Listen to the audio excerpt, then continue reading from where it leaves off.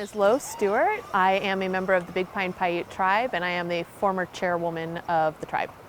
The time period that I grew up in, the 90s, early 2000s, really to me was a huge fluctuation from what it is today.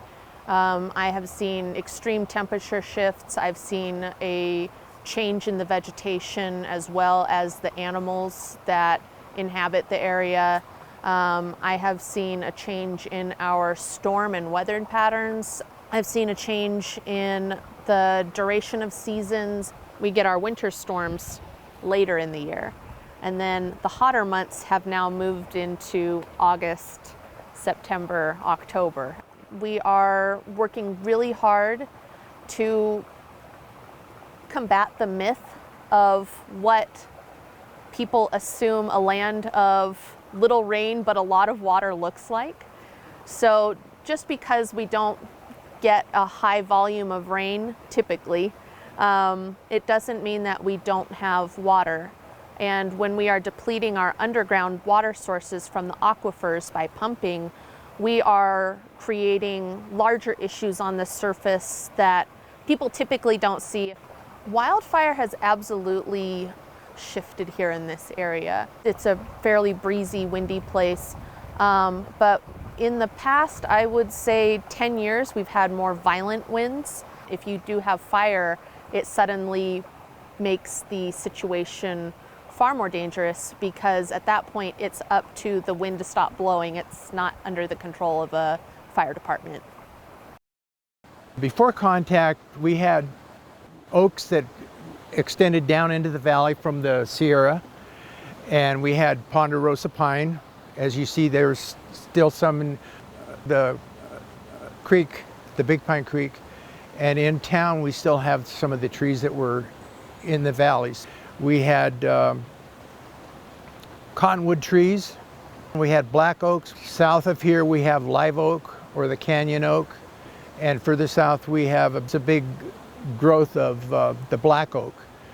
The people in here utilized not only the pinyon pines that grow in the Sierras and also in the Inyos, but they were utilizing acorn because, as my dad's father told me, he said the acorn was a big feast, as he said.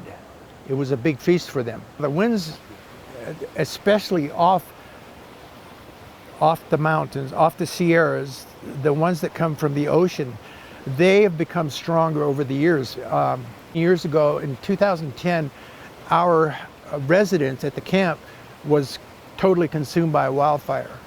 And it was because the wind was coming down the hill like 60 miles an hour and burned trailer park and other residences other than where we lived. Manahu, Anania Ne Noah Williams. I'm a Bishop Paiute Tribal member. Grown up here in Paiahunadu, or the land of the flowing water, since birth. From really early on, I learned about the importance of water. A big way how we utilize the water was through the use of these ancient irrigation ditches. Now we're starting to see these effects of climate change and like these decreased snowpack and changes that are going on with our surface water.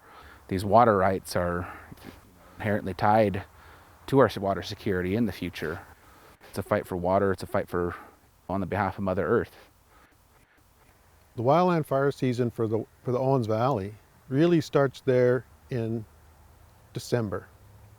As this green lush plant life all dies off, once temperatures go to freezing, much of the growth in the plants will all go dormant, and then they become fuel. And from that time until the first green ups in March, we have the potential to really burn quite a bit of country here.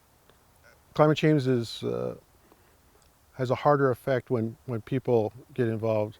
Again, going back to the more wells and the less groundwater, with a drought on top of that, just takes the level of fire danger much higher in some years. So one of those aspects of climate change that has a bad effect on us is that the warmer and drier climate allows bark beetles and other insects to invade the timber forests. And we've seen them affect the west side timber forests and just devastate them. Some of the aerial photos, they show thousands and thousands of acres of dead lodgepole in that area, which creates a huge problem for wildland fire, creates a huge problem for the environment, for all the birds and the animals and things like that that dwell there, because we know we need fires. It's the time and the place. It seems like we have a lot of change with the wind. Maybe in the last 10 or more years, it's been a different type of wind, a more calamity type. The last few years, it's been more intense, more destructive, chaotic. Pine nut gatherings have seemed smaller than we remember. The places they used to go are not as abundant as they were years ago.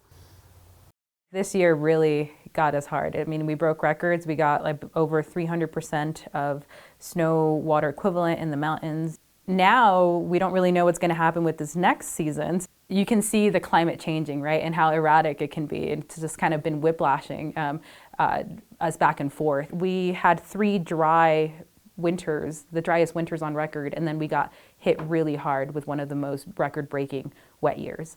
And so hopefully the tribe, the Bishop Paiute Tribe and other tribes along the Owens Valley have the resources and the capacity to be able to protect themselves and protect their tribal members and their community.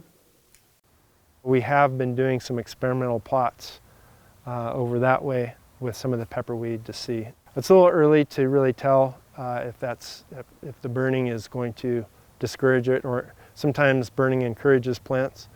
But the general consensus is with some of these wet areas that allowing some of that prescribed burning is a good thing.